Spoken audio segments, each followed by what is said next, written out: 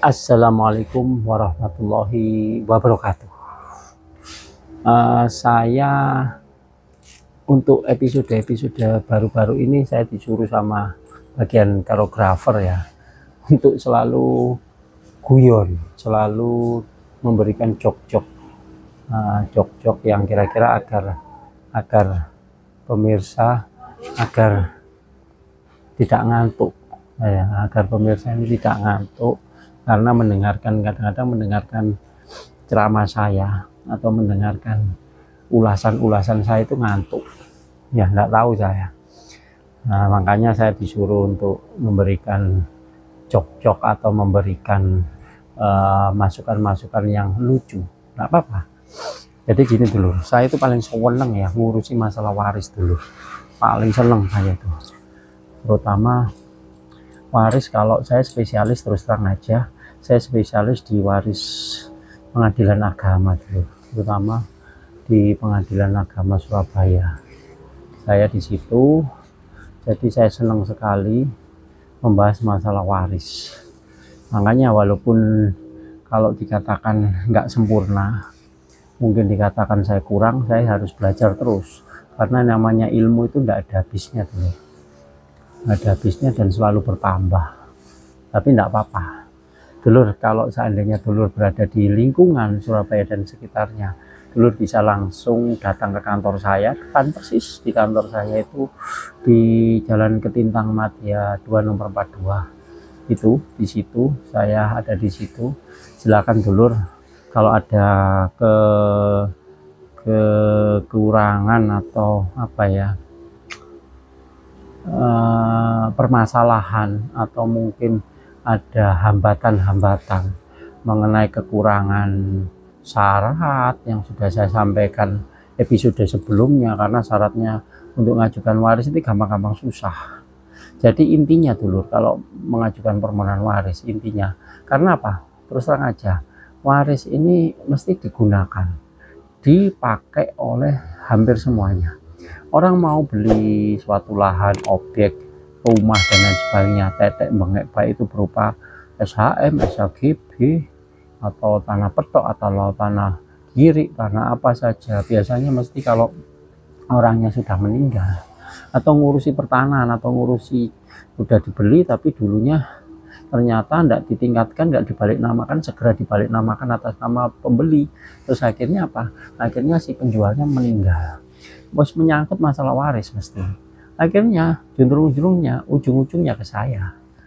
Alhamdulillah ya seperti itu. Tapi saya banyak juga memberikan masukan, edukasi ke masyarakat, baik itu di lingkungan Jawa Timur Surabaya maupun di luar Jawa Timur atau di luar pulau, itu memberikan edukasi tentang perselisihan, tentang cara mengurusnya dan lain sebagainya.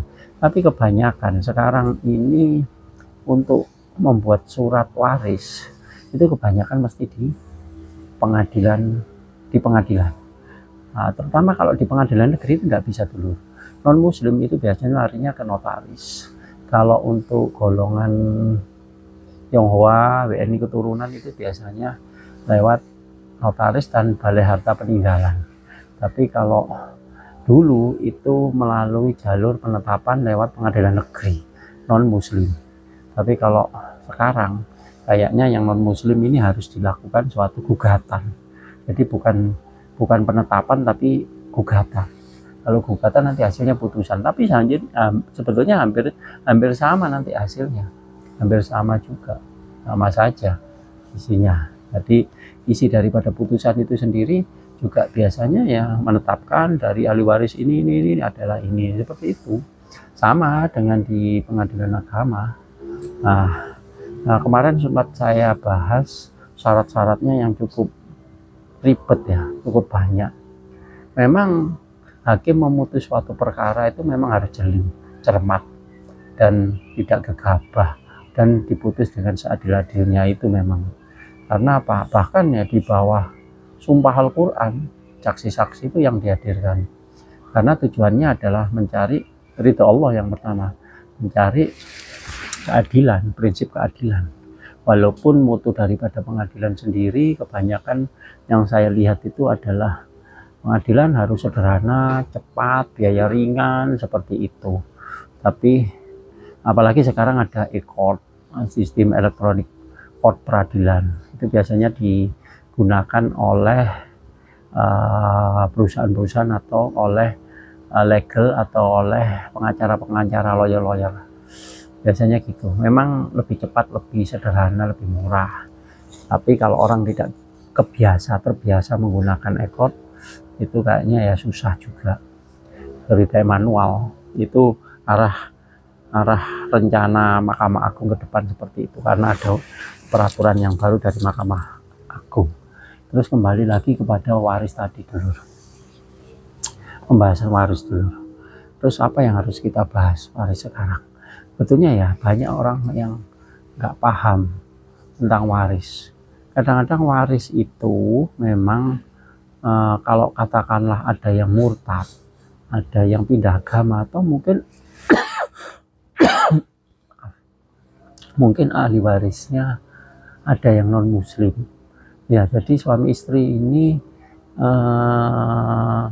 kita ngomong di pengadilan agama dulu ya, agama muslim otomatis. Ternyata ahli warisnya ini ada yang pindah agama, murtad, ada yang mungkin dari dulunya, dari kecil dia kepingin agama non muslim. Nah, terus sedangkan pewaris atau orang tuanya atau kakek neneknya atau apa itu muslim, tapi saudara-saudaranya atau anak-anaknya, cucu-cucunya itu beragama muslim. Nah, itu gimana dulu? Ini mungkin yang lebih tahu, mungkin lebih profesional, lebih paham, atau hakim atau bagaimana, itu saya tidak memberikan semacam ulasan ya, pendapat. Ini yang saya ini aja untuk masyarakat yang awam aja. Biasanya ada yang namanya waris wajibah. Yang dimaksud dengan waris wajibah ini adalah hak warisnya tetap diberikan kepada ahli waris, tapi tidak, bahasanya ini, bahasa saya ini, tidak dimasukkan dalam penetapan waris tertulis tadi, penetapan waris pengadilan tadi, bahwa dalam posita cerita itu tadi mengatakan bahwa si A menikah dengan si B pada tanggal sekian, bulan sekian, tahun sekian, mempunyai anak bla bla bla bla, salah satu anaknya yang beragama non muslim. Nah, itu ditulis di situ dalam posita, tapi dalam petitum amar putusannya itu tidak dimasukkan. Terus ada lagi juga, itu namanya waris wajibah dulu ya, jadi perihalnya waris wajibah. Ada juga yang namanya penetapan waris dan perwalian atau pemeliharaan anak. Jadi judulnya perihalnya seperti itu. Ini biasanya ada anak cucunya, nah, cucu ya, katakanlah contoh pewaris A, B menikah meninggal, punya anak bla bla bla, ternyata anaknya ada yang meninggal tapi punya pasangan, punya istrinya, pasangan itu tadi punya anak juga, cucu, ternyata si anaknya si pewaris tadi sudah meninggal, ahli warisnya adalah kepada cucunya, dan berhak yang mendapatkan wali perwaliannya adalah ibunya. Nah, seperti itu. Jadi judulnya perihal ya penetapan waris dan perwalian anak atau pemeliharaan anak itu. Nah, biasanya untuk perwalian sendiri itu dilihat dulu, saksi-saksi ditanyakan apakah si ibu ini layak untuk menjadi wali daripada anaknya. Itu ini tidak berlaku boros. Ibu ini atau orang tua ini atau bapak ini tidak berlaku boros, tidak sayang terhadap anaknya, terus tidak melakukan kekerasan dan fisik maupun psikis. Karena apa? Semuanya itu ada aturan anak, perlindungan anak itu yang nomor 23 itu tahun 2003 itu tentang perlindungan anak. Jadi situ tertulis memang anak ini prioritas untuk demi masa depan bangsa, itu kan anak. Makanya lebih diutamakan. Makanya ada namanya permohonan waris sekaligus dan perwalian anak. Nah, untuk membuat amar putusannya atau membuat petitumnya biasanya itu memang ada aturan sendiri, ada poin-poin sendiri yang harus dimasukkan sebenarnya. Tapi kadang-kadang banyak kekeliruan di situ, banyak sekali kekeliruan.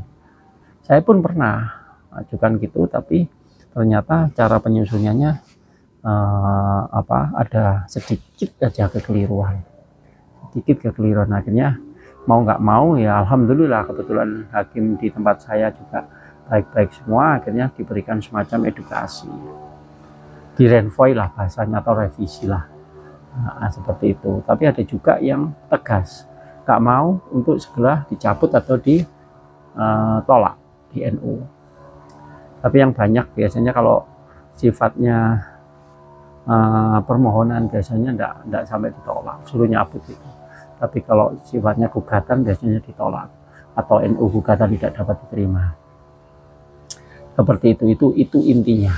Jadi kalau dulur-dulur mengajukan gugatan sendiri di pengadilan, kalau permohonan itu jarang untuk di NU. Tapi kalau ditawarkan di NU, silakan disuruh hakimnya untuk meneruskan untuk di NU.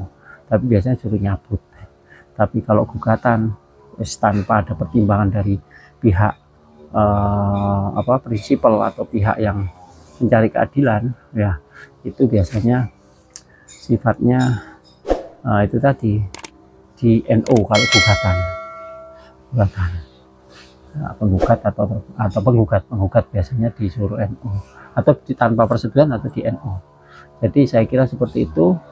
Yang penting intinya ada waris wajibah, ada terus waris sekaligus pemeliharaan anak masih di bawah 21 tahun.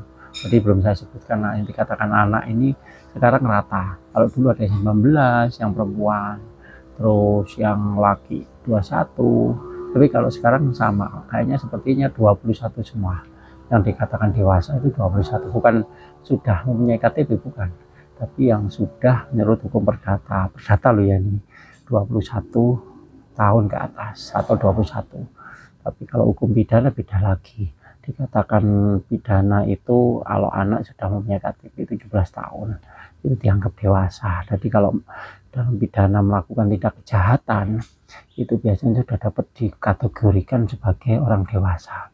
Tapi kalau dalam hukum perdata dikatakan dewasa adalah usia 21 tahun ke atas. Saya kira seperti itu ya. Kalau judulnya tinggal nulis di deskripsi atau mungkin tinggal ngasih judul sendiri.